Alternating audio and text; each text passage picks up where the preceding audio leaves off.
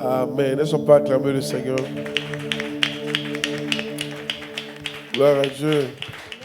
Alors, on va saluer 3 personnes. Souhaitez la bienvenue à ce culte de miracle. Dis-lui, je sens un miracle dans ta vie. Dis-lui, je sens un miracle dans ta vie. Gloire à Dieu. Quelqu'un ne dit pas Amen. Gloire à Dieu. Oh yes.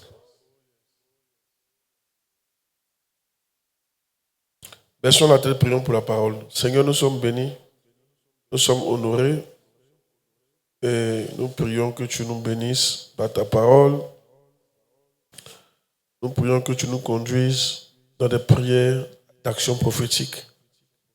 Et nous prions que cette action, dans le règne spirituel, ait un impact dans notre vie terrestre. Au nom de Jésus-Christ. Je te rends gloire. Au nom de Jésus. Quelqu'un dit Amen. Alléluia. Allez, soyez bénis. Bonne arrivée. Alors aujourd'hui, j'ai parlé de la foi. Amen. Oh yes. Alléluia. J'ai parlé de la foi. Tu peux lui donner le thème que tu veux, mais c'est la foi. Gloire à Dieu. Alors, Jean chapitre 5, nous lisons du verset 1 au verset 9. Et ensuite, on pourra avancer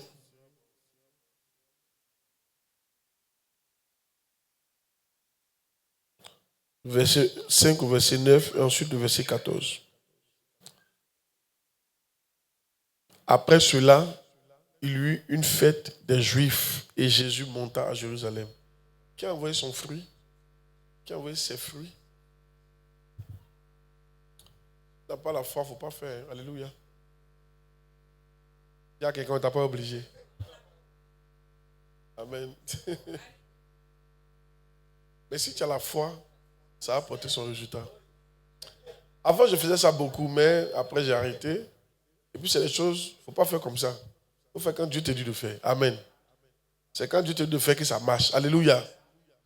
Ceux qui sont en ligne, je vous salue au nom de Jésus.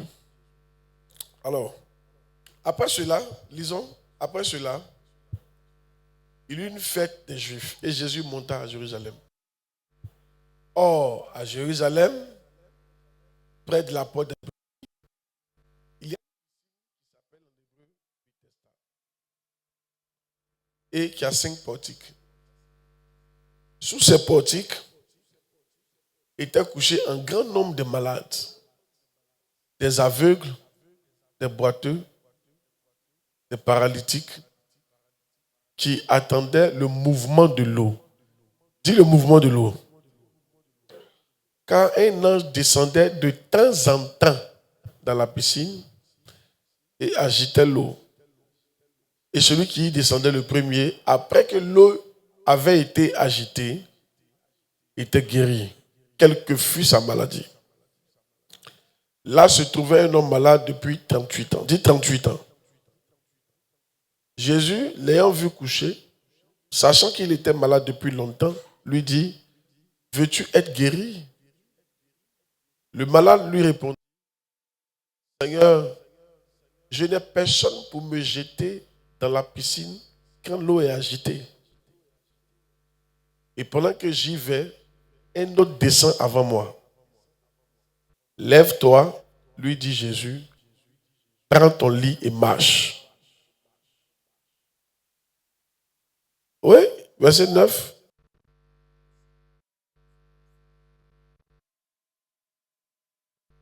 Verset 14. Depuis, Jésus le trouva dans le temple et lui dit, « Voici, tu as été guéri, ne pêche plus, de peur qu'il ne t'arrive quelque chose de pire. » Alléluia. Donc je vais parler un peu de la foi aujourd'hui et on va prier. Gloire à Dieu. Oh yes. Vous connaissez l'histoire de cet homme malade, couché depuis 38 ans. Et il s'est retrouvé dans un endroit comme tout le monde, comme tous les malades. Dieu certainement qu'il était parti à l'hôpital. Je pense qu'il n'y avait pas eu gain de cause. Donc il s'est retrouvé à l'église. Et là encore, C'était difficile. Gloire à Dieu. Ça faisait 38 ans qu'il était là. Qu'il était malade. On ne sait pas depuis quand il était là. Mais ça faisait 38 ans qu'il était malade. Dis amen bien. Et donc Jésus va venir. Ce qui m'intéresse ici, c'est que là où Dieu attire mon attention, Jésus ne s'adresse pas aux nouveaux malades. Il s'adresse à l'ancien malade. Celui qui est malade depuis longtemps. Alléluia. Ici, ça veut dire que le Seigneur se préoccupe quand ton cas a duré. Le Seigneur est intéressé. Quand ton cas a duré, tu deviens un cas d'urgence devant le Seigneur. Il aurait pu s'adresser à quelqu'un d'autre, n'est-ce pas? Qui était malade depuis 5 ans, depuis 10 ans, depuis 15 ans. Mais là, il s'adresse à quelqu'un qui est malade depuis 38 ans. Alors, je veux dire à quelqu'un que, vous savez, souvent, quand on a des problèmes que ça dure, on a l'impression que Dieu y prend plaisir. Ou on a l'impression que Dieu s'en fiche. Dieu ne s'en fiche pas. Ce message, ce verset-là, cette histoire nous démontre que quand tu as duré dans un cas, ça intéresse Dieu. Tu deviens la priorité de Dieu. Jésus s'est déplacé quand il est parti. C'est là que tu sens qu'on a l'impression que Jésus est parti là-bas à cause de lui. Il est rentré, il a guéri le monsieur et il est parti. Donc, je déclare que tu deviens un cas d'urgence par rapport au Seigneur au nom de Jésus-Christ. Quand ton cas a duré, Satan va te faire comprendre pour te décourager que Dieu s'en fiche de toi. Que tu n'es pas enfant de Dieu, que Dieu n'entend pas tes prières. C'est ce genre d'idée qui monte à ton esprit. Il y a des idées même selon lesquelles Dieu ne t'aime pas. Que Dieu aime les autres, mais toi il ne t'aime pas. Oh, c'est faux. Je suis venu dire à quelqu'un, ce n'est pas la vérité. La vérité, c'est que tu es devenu un cas d'urgence. Tu es devenu une priorité. Tu n'as pas dit amen. Ce mois, tu seras une priorité de Dieu. Dieu m'a dit que dans ce mois, tu seras sa priorité. Tu es sa priorité. Tu ne dis pas amen. Tu es la priorité de Dieu. Ton cas est devenu un cas de priorité. Et parce que c'est un cas de priorité, Dieu va traiter ton cas. Je vois Dieu traiter ton cas avant de traiter pour les autres. Si tu es d'accord, on dit amen fort. Je vois Dieu traiter ton cas dans ta famille avant de traiter pour les autres. Je vois Dieu traiter ton cas à l'église avant de traiter pour les autres. Je vois Dieu traiter ton cas dans ton travail avant de traiter pour les autres. Je vois Dieu se déplacer spécialement pour toi, pour traiter ton cas, parce que ton cas est un cas d'urgence. Je prophétise au nom de Jésus que Dieu traite ton cas au nom de Jésus-Christ. Oh, tu n'as pas dit amen là. Alléluia. Assieds-toi. N'écoutez pas Satan. Quand ça dure, tu deviens une urgence pour le Seigneur. Oh yes. Quand ça dure, Dieu se dépêche. Tu vas remarquer que quand ton cas dure trop, les gens dont les cas ont trop duré là, vous allez remarquer que Dieu vous parle beaucoup. On prophétise beaucoup sur vous. Chaque prophète qui vient parle sur toi. Quand il y a une idée, le pasteur pense à toi. Il t'encourage. Quand il y a un verset, on t'encourage.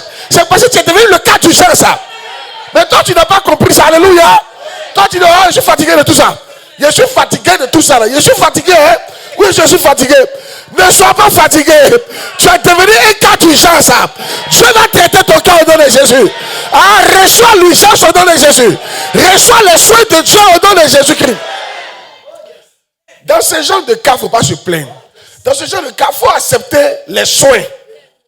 Hey! Quand à l'hôpital, tu as un cas d'urgence, on laisse tous les médecins pour venir, on laisse tous les cas pour venir vers toi. Tu reçois beaucoup plus de soins que les autres. Un chrétien qui reçoit beaucoup plus d'enseignements, beaucoup plus de prophéties, beaucoup plus de versets que les autres, Dieu est en train de te dire que tu es un cas d'urgence. Mais maintenant, souvent, les cas d'urgence ne marchent pas parce que nous, au lieu de recevoir l'urgence et les soins, au lieu de recevoir les versets, on dit, ah, on a trop entendu ça.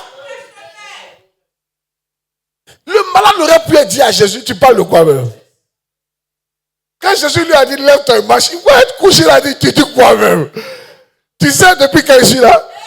Ça fait 38 ans que je suis couché là. Hein? Aïe, lève-toi et marche. Pardon mon frère, il y a trop de problèmes. Si tu ne sais pas ce que tu as dit, il faut quitter ici. il pourrait ne pas recevoir les derniers soins. Il y a des soins. Mais je suis venu dire à quelqu'un, si Dieu a donné ce verset-là, il y a un dernier soin qui va changer ta vie. Ah, tu n'as pas dit amen, tu n'as pas dit amen. Il y a un soin qui va changer ta vie. Il y a un soin qui va te dire, lève-toi et marche. Je te dis, lève-toi et marche. Sors de la pauvreté. Sors de cette maladie. Que ces gens soient brisés. Sors du célibat. Sors de la stérilité. Sors de la maladie. Sors de la honte. Sors du blocage. Il y a une dernière chose qui va venir pour changer ta situation, pour changer ta vie, pour changer ta destinée. Si les autres ont échoué, ce soir-là va marcher au nom de Jésus. Il y a un médicament que tu n'as pas encore essayé. C'est le médicament de sort de ta situation. C'est le médicament de sort de la situation. Je prie que tu essaies ce médicament. Je prophétise au nom de Jésus. Ce médicament va marcher au nom de Jésus-Christ. Oh yes. Alléluia. Tu peux t'asseoir. Hey. Donc le premier point ici, ton cas est devenu un cas d'urgence. Et comment c'est ça? Tu reçois beaucoup de messages. Tu reçois beaucoup d'attention de la part de ton pasteur. Alléluia. Yes. Yeah. Soit tu reçois beaucoup de rêves. Mais tu ne crois plus aux rêves. Et tout rêvé. Je veux mener l'accomplissement. C'est pas comme ça qu'il faut faire. Dis amen bien. Amen. Alléluia. Amen. Donc, nous venons de voir que quand ton cas a duré, ça devient une priorité. Que ton cas devienne une priorité devant le Seigneur ce soir. Dis amen bien. Amen. Si mon cas est une priorité, est une urgence pour le Seigneur, je n'ai plus peur. Je vais traiter le dossier. Quand on va voir une autorité, puis l'autorité dit traiter son cas en urgence, tu n'as plus à avoir peur. Dieu me dit de te dire que ton cas est devenu un cas d'urgence. Ça sera traité au nom de Jésus. Avant que tu sortes d'ici, ça sera traité. Ah, quelqu'un dit va même recevoir la grâce. Maintenant, avançons. Premier, c'est un cas d'urgence. Deuxième, je parle de la foi. Jésus ne s'adresse pas à n'importe qui. Je vois le verset, à partir du verset 5 comme ça. Verset 4. Car un an descendait. Verset 3. Pardon, verset 6. Voilà. Jésus, l'ayant vu coucher et sachant qu'il était malade depuis longtemps, lui dit, veux-tu être guéri? C'est-à-dire la réponse du gars. Oui.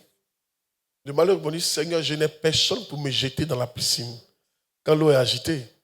Et pendant que j'y vais, un autre descend avant moi. C'est là que tu vois la foi du gars. Jésus s'adresse au monsieur qui a la foi.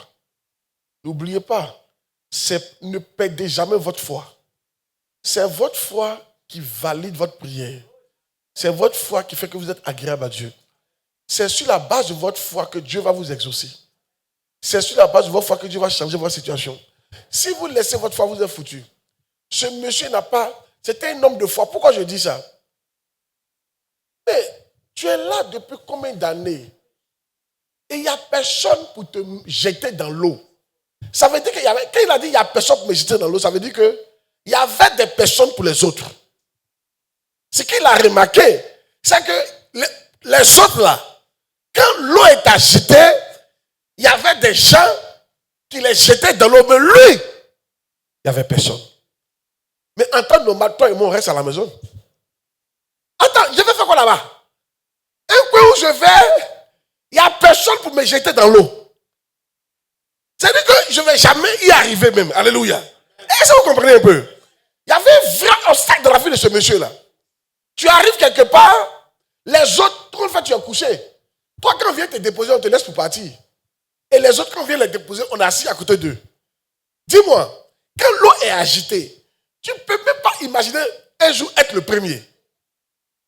Ah, mais parce que les autres là, dès que l'eau est agitée, il y a des gens qui les soulèvent et qui les mettent dans l'eau. Mais toi, tu n'as personne.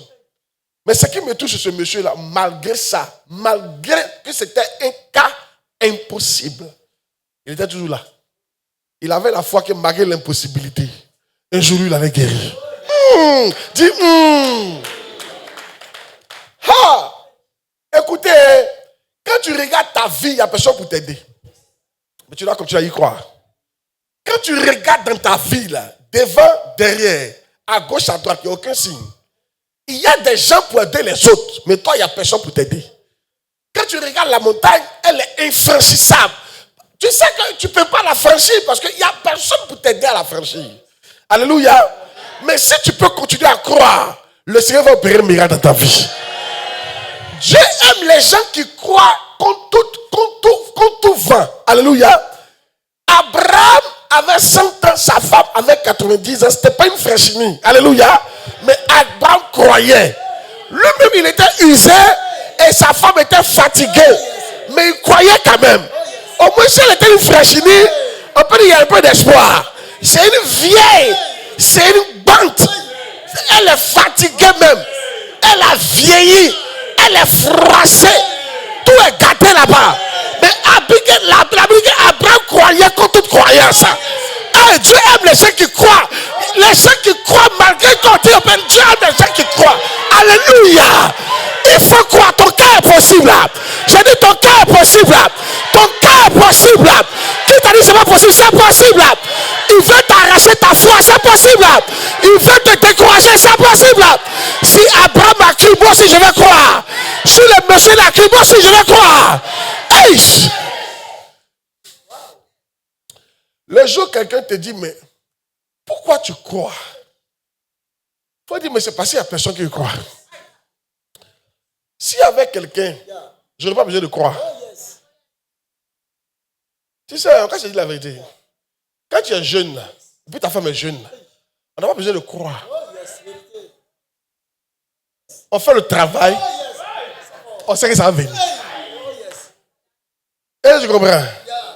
Les gens qui étaient couchés à côté de la piscine, qui avaient leurs amis pour les aider là, ils n'avaient pas besoin de croire.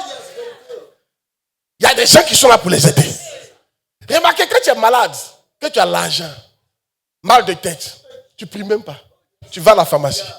Tu n'as pas besoin de croire. Tu as l'argent. C'est quand tu n'as rien, tu mets ta main sur ta tête. Zikouza. Izazazou Zazé. C'est vrai mais c'est faux? Si tu me vois croire, c'est parce que je n'ai pas autre choix que de croire. Ah, je ne sais pas si tu comprends la partie là. C'est le seul choix que j'ai. C'est la seule opportunité que j'ai. Et si je ne crois pas, je suis foutu. Je veux dire à quelqu'un, quand tu regardes ta vie là, si tu ne crois pas, tu vas faire quoi? Celui qui dit tu es bête, mais oui, je suis bête. Mais si je ne crois pas, je vais faire quoi? Si je ne crois pas là, je vais faire quoi? Bon, moi, Abraham, il y a 100 ans. Ma femme a 90 ans. Si nous, on ne croit pas là, on va faire quoi? Moi, je suis couché ici, il n'y a personne pour m'aider. Si je ne crois pas qu'une chose impossible puisse arriver, il va faire quoi? Quand tu regardes ma famille, depuis avant, on est des pauvres. Si je ne crois pas qu'il y a un Dieu qui peut enlever quelqu'un pour le faire asseoir à la table des grands, je vais faire quoi? Alléluia! Je déclare au nom de Jésus, il faut croire. Je dis, il faut croire. Mais dis amen, il faut croire. Faut croire. Faut croire. Tu es le Joseph de ta famille. Dis amen, Pierre. Tu es Esther de ta famille. Tu es le Joseph de ta génération. Tu es le Josué de ta génération. Tu es le Josué de ta génération. Tu es Anne de ta famille. Quelque chose va se passer au nom de Jésus. Ta situation n'est pas impossible. Si elle est impossible, la foi va la déranger. Reçois la grâce au nom de Jésus. Assieds-toi. Jacques, il parle de la foi. Écoutez, on a la foi. Parce que c'est impossible. Surtout quand c'est impossible aux hommes. Une jeune fille de 18 ans n'a pas besoin de la foi pour se marier. Tout est frais. Elle n'a pas besoin de la foi pour être draguée. Si elle sort, on va la draguer. Mais une vieille a besoin de la foi pour être draguée. Alléluia! Hey! Dis voisin, peut-être toi tu n'as pas besoin de la foi. Mais moi, mon cas là, que je regarde ma famille, devant puis derrière, il y a besoin de la foi. Donc laisse-moi avoir la foi. Faut pas me décourager. Laisse-moi avoir ma foi. Alléluia. Alléluia. Réveille ta foi ce matin. Réveille ta foi ce soir. Réveille ta foi ce soir. Réveille ta foi ce soir. Réveille ta foi ce soir. Réveille ta foi ce soir. Réveille ta foi ce soir. Réveille ta foi ce soir. Réveille ta foi ce soir. Réveille ta foi ce soir. Réveille ta foi ce soir. Réveille ta foi ce soir.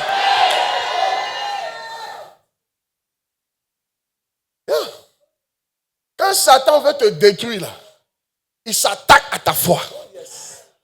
Frère, si ma foi n'est pas bonne, laisse-moi y taper poteau. Mais Satan sait que Dieu ne résiste pas à la foi. Il te sera fait selon ta foi. Quand tu as la foi, c'est sûr en quoi tu crois. C'est ça qui va t'arriver. 38 ans, frère. Oh, je pense que le monsieur est parti là-bas. 38 ans, il n'est pas découragé. Ça fait combien d'années tu viens à l'église? 38 ans, lui, il partait à l'église. 38 ans, on guérissait d'autres devant lui. 38 ans devant la piscine. Mais il continuait de venir. Ça, c'est la foi. Ça, c'est la foi. Au point où Dieu a déplacé son fils Jésus pour dire, faut voir le jeune homme là. Il faut aller le voir. Pour lui, les saints ne peuvent plus rien faire. Il faut aller faire une action spéciale. Il faut qu'il sorte des habitudes. Il faut avoir une exception. Je te dis que Dieu fera exception pour toi là. Ah, tu n'as pas dit amen. Je dis, il fera exception. Il fera exception. Dieu fera exception dans ton cas. Il fera exception. Il fera exception. Va dire à toi personne, moi mon cas, Dieu fera exception. Dieu fera exception. Va dire à toi personne, Dieu fera exception.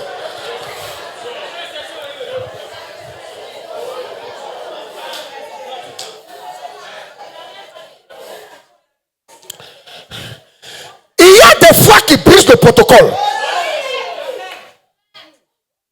Il y a des fois, ça brise le protocole. Esther doit arrêter. Esther doit aller voir le roi. Assuérus, son mari. Aïe!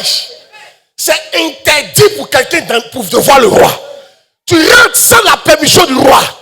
On coupe ta tête. Alléluia. Esther dit non. Elle rentre en chaîne. Elle dit dans mon cas, il y a une urgence. Le protocole sera brisé. Et par la foi, elle rentre chez le roi. Et finalement, au lieu d'être tuée, elle a reçu et sa requête est accordée. Je t'annonce ça. Dieu va briser le protocole à cause de toi. Mais Dieu va briser le protocole. Il va briser le protocole. Je vois ta foi va briser le protocole. Ta foi va briser le protocole. Que ton protocole soit brisé, donne Jésus-Christ. Il y a des fois qui brisent le protocole. On n'a jamais vu un monsieur de 100 ans enceinter une femme de 90 ans. La foi d'Abraham a brisé le protocole. Alléluia. Yeah. Gloire à Dieu. Que ta foi brise le protocole qui était établi dans ta famille. Quelqu'un n'a pas dit amen. Il y a un protocole sur les noirs. La pauvreté. Que ta foi brise ce protocole au nom de Jésus-Christ. Je ne sais pas quel protocole a été établi dans ta famille. Mais que ta foi brise ce protocole au nom de Jésus-Christ. Je ne sais pas quel protocole ils ont mis au travail. Mais que ta foi brise ce protocole au nom de Jésus-Christ. Joseph, on n'a jamais vu un prisonnier devenir premier ministre. La foi de Joseph a brisé le protocole. Ne laissez pas Satan vous arracher votre foi. S'il t'arrache ta foi, tu es mort. Je vous dis, si Satan t'arrête ta foi, tu es fini. Le juif vivra par sa foi. Si tu n'as pas la foi, tu es mort. Je vous encourage. Réveillez votre foi. Plus ça dure, il faut croire. Dieu n'abandonne jamais ses enfants. Premier, il vient vers ce monsieur-là. Alléluia. Parce que son cas a duré. Deuxième, il vient vers ce monsieur parce que ce monsieur a la foi. Les autres n'avaient pas la foi. Ils avaient un frère pour les aider. Lui, il n'avait personne. Mais il était là. Souvent, la foi, c'est quand tu es toujours là, frère. Il n'y a rien, mais tu es là. Oh, toi, tu comprends la partie de 1 an, 2 ans, tu es là. 3 ans, tu es là. 5 ans, tu es là. 10 ans, tu es là, frère. 30 ans, tu es là. calé comme à Calais Grégoire. Les femmes qui ne sont pas encore mariées là, aient la foi. Il n'y a pas d'âge pour le mariage. Et plus ça dure, il ne faut pas ça durer pour. Mais je veux dire que si ça a trop duré, quand ça va venir, ça sera très doux. Plus il y a des bonheurs là, plus ça dure, c'est ça, c'est doux même. Alléluia. Je vous dis la vérité. Alléluia. Tu dis amen bien. Quand il y a longtemps tu n'as pas eu mari et tu gagnes mari dans ta vieillesse là, mais le travail est trop intéressant. Tu as vu ça non? Les gens qui jouent, hein? Gloire à Dieu. Tu n'as pas eu l'enfant vite. Quand tu as ton enfant là, bébé là, comment? Bonheur que tu ressens là. Tu n'as pas eu ta maison vite, puis tu as eu ta maison à un certain âge. Bonheur que tu ressens dedans là. Tu n'as pas eu vite la promotion, et puis tu as eu finalement la promotion. Bonheur. Hey! De quoi tu parles même? De prêcher, de pas prêcher. Va dire à 3 personnes, garde ta foi. Garde ta foi. Quel que soit le temps, garde ta foi. Faut croire. Faut croire que tu seras guéri. Faut croire que tu vas réussir. Faut croire que tu es délivré. Faut croire que tu vas t'en sortir. Faut croire que l'église va grandir. Faut croire que ton travail va grandir. Faut croire que tu vas te marier. Faut croire que tu vas enfanter. Faut croire que tu vas voyager. Faut croire, quel que soit ton âge, faut croire. Faut croire. Alléluia. Alléluia. Hey! Assieds-toi.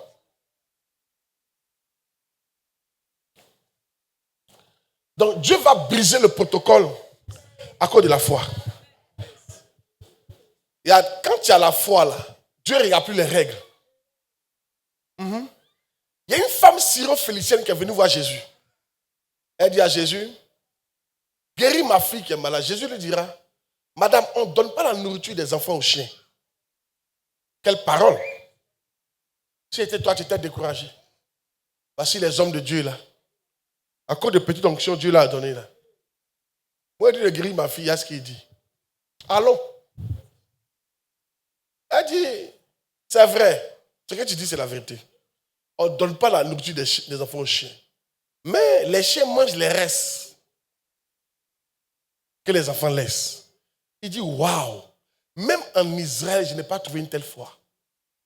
La fille a été guérie. La fille ne devait pas être guérie. Jésus, dans le plan de Dieu, Jésus ne devait pas guérir cette fille-là. Ce n'était pas prévu. Jésus n'était pas venu pour eux. Il était venu pour les Israélites. Mais la foi de la femme l'a fait que Jésus a brisé le protocole. Frère, Dieu brise le protocole. Donc Dieu brise le protocole. Dieu brise le protocole. C'est vous qui êtes en train de regarder votre âge, vous voyez le temps. 1 plus 1 égale à 2. Hein, Dieu, quand Dieu brise le protocole, 1 plus 1 peut faire 1 milliard. Oh, ils ne comprennent pas ce qu'ils étaient prophétisés depuis là. Quand Dieu brise ce protocole, Dieu brise le protocole, hein? Il y a des protocoles que Dieu brise. Ta foi va le séduire. Et souvent, les plus grandes foi, c'est les foi qui continuent à exister malgré les oppositions, malgré que tu ne vois rien. C'est là où on dit, je ne marche pas par la vue, mais je marche par la foi. Je ne marche pas parce qu'il y a quelque chose. Il n'y a rien, mais j'ai la foi. Je vois rien, mais j'ai la foi. Hey!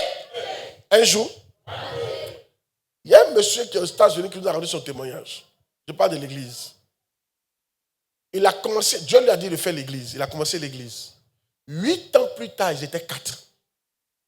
8 ans plus tard, ils étaient 4.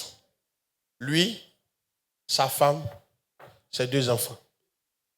8 ans plus tard, mais chaque jour, il faisait culte. Oui.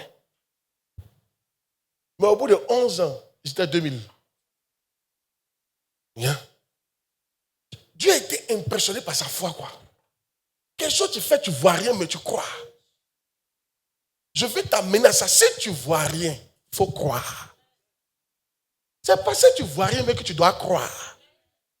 Toi où tu arrives, si tu ne crois pas, tu vas faire quoi? Dis-moi. Si tu ne crois pas, tu vas faire quoi? Tu peux aller sur les féticheurs, tu vas sur les féticheurs, tu as vendu ton âme.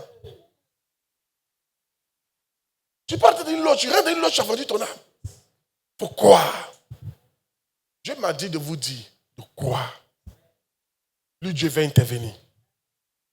Si on ne peut pas faire normalement, il va briser le protocole pour toi. Et c'est fini. Est-ce que tu sais qu'il y a une femme prostituée qui a marié un prophète dans la Bible?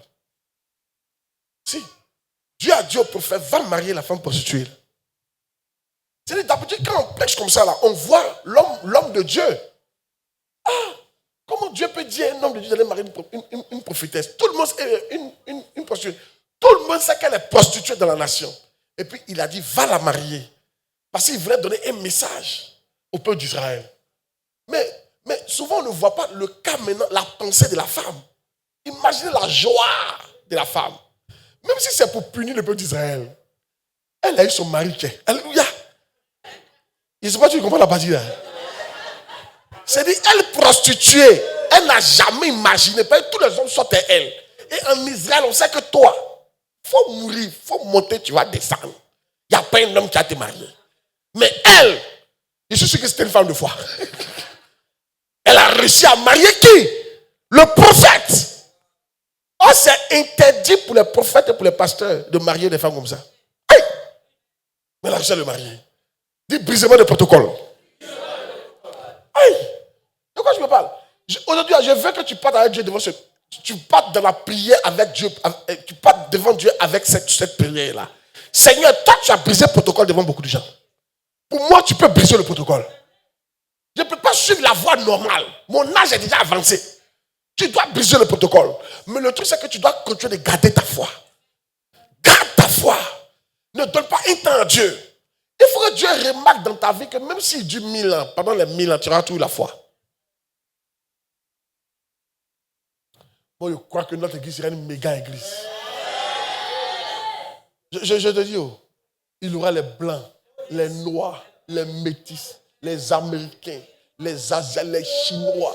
Tous ces gens, ça sont dans l'église.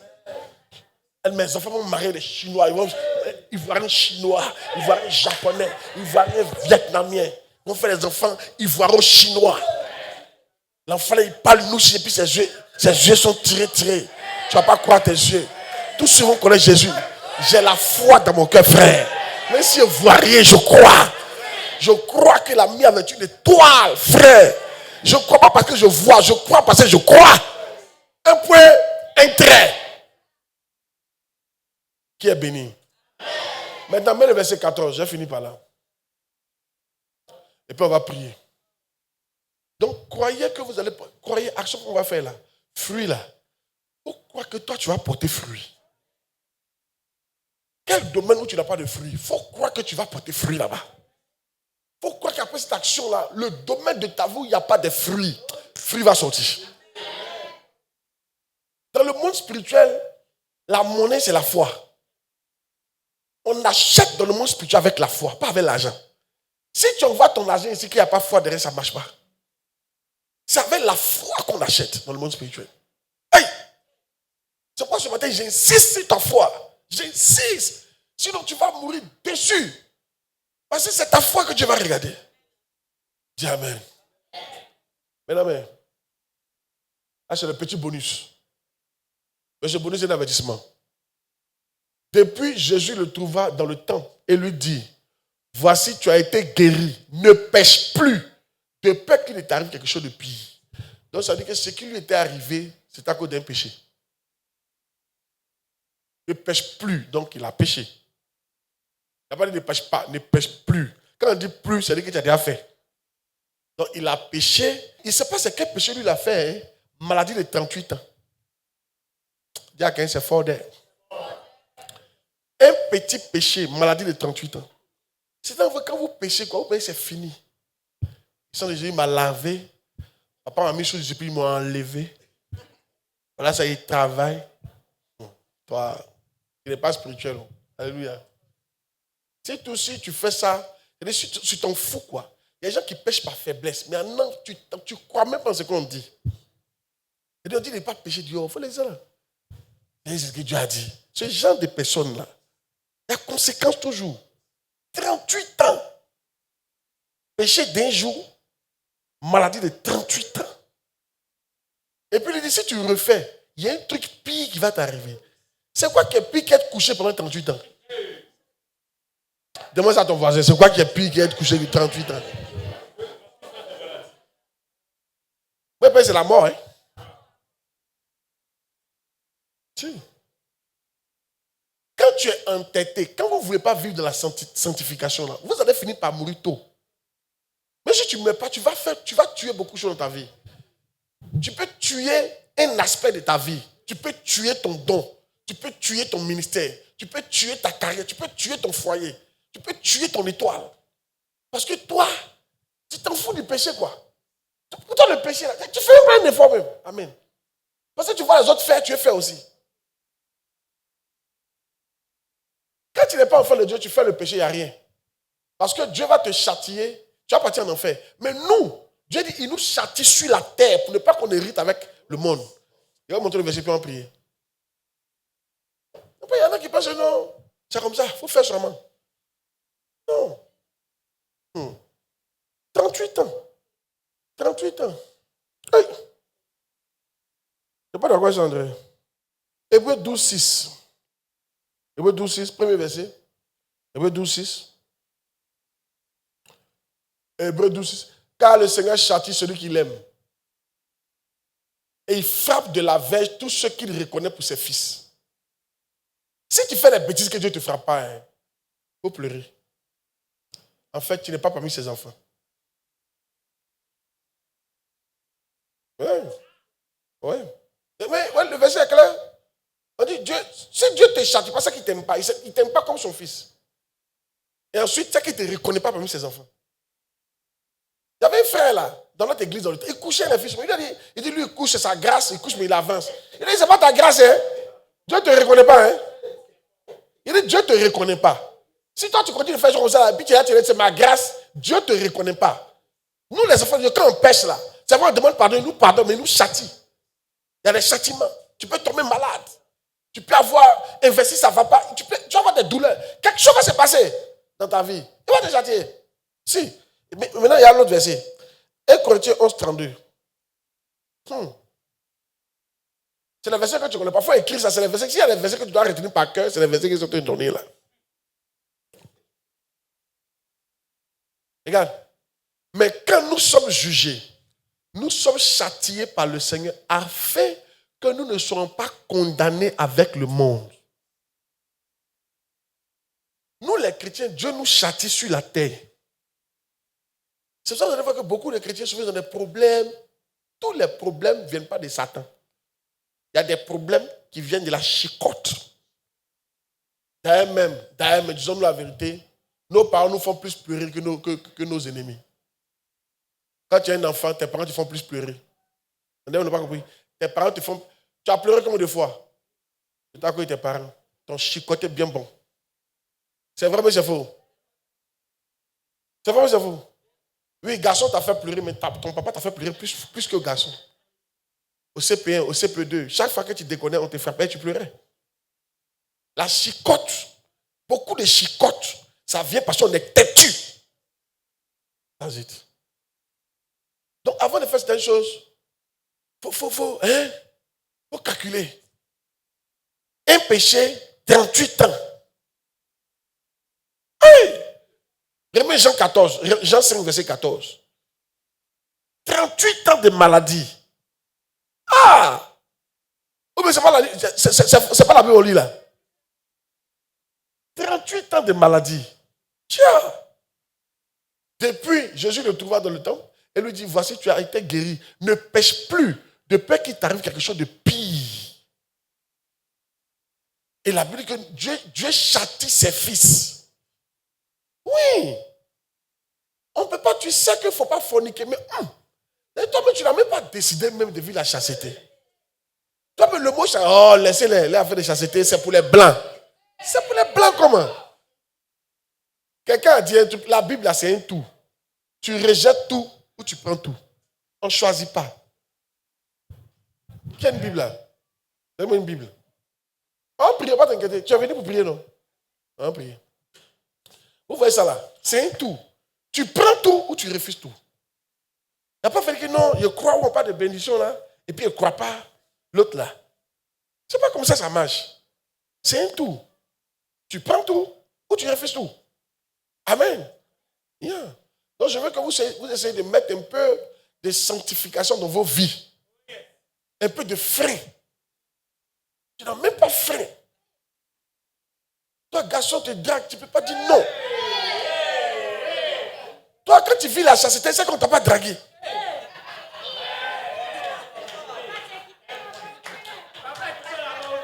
Ça, c'est pas la chasteté. Alléluia. Ça, c'est pas la chasteté. On dit tu es chaste lorsqu'on te drague et tu ne couches pas. Mais lorsque tu es un fiancé et vous ne couchez pas. Et non, ça fait 5 ans, je suis dans la chasteté. Qui t'a dragué même? Il n'y a pas quelqu'un. Amen.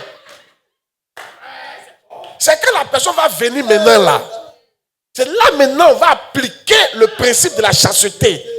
Parce que là maintenant tu peux coucher, mais tu ne couches pas. C'est là on dit que tu es chaste. Vous tous qui êtes là, vous êtes seul, il n'y a pas quelqu'un dans votre vie là. Vous ne vivez pas la chasteté. Hein? Enlevez ça dans votre chiffre. Ça ne fait pas partie de la chasteté. Tu vas faire si tu n'es pas chaste, avec quoi? Alléluia. Bon, dis-moi si tu n'es pas chaste, tu vas faire quoi? Hein? André, je ne suis pas d'accord, je vais prêcher. Hein? Bon, il n'y a pas quelqu'un, tu vas faire quoi? Alléluia. Tu vas tourner sur les cadeaux, mais tu seras chaste. Alléluia. La chasteté va commencer à quel moment? Quand maintenant tu auras quelqu'un dans ta vie, ou bien quand quelqu'un qui te plaît va te draguer, c'est là maintenant on voit si tu vis la chasteté. Hey. Revoyez votre comportement. Vous avez compris? Vous avez compris? Amen. Ça peut aller? Ça peut aller? Gloire à Dieu. Toi, tu es un frère, tu dis que tu es sérieux, mais c'est pas depuis là. Il n'y a pas une fille qui a fesse dans l'église là. C'est-à-dire, une fois que toi tu vois fesse net, et sur du thème, tu ne peux pas résister. Alléluia. Ah, vraiment, gloire à Dieu. Comme quelqu'un qui dit, moi ça fait 5 ans que je ne vole pas. Il ne vole pas parce qu'il n'y a rien à voler. Gloire à Dieu. Il n'y a quelle opportunité de voler. Toi, tu cherches à voler, mais tu ne gagnes pas. Alléluia. Hey. Que Dieu nous aide. Donc, je voulais ouvrir cette parenthèse-là pour dire de faire attention.